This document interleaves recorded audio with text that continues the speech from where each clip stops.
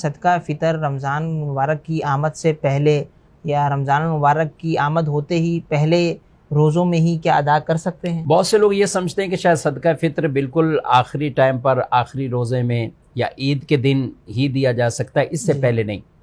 اگرچہ بہتر وقت وہی عید کا صبح صادق سے پھر جب آپ عید کی نماز کے لیے جاتے ہیں تو غربا، فقراء، مساکین آپ ان کو دیں، لیکن یہ کوئی ضروری نہیں ہے، بلکہ آپ اس سے پہلے آخری عشرے میں دینا چاہیں تو بھی ٹھیک ہے، رمضان شریف کے شروع میں دینا چاہیں تو بھی ٹھیک ہے،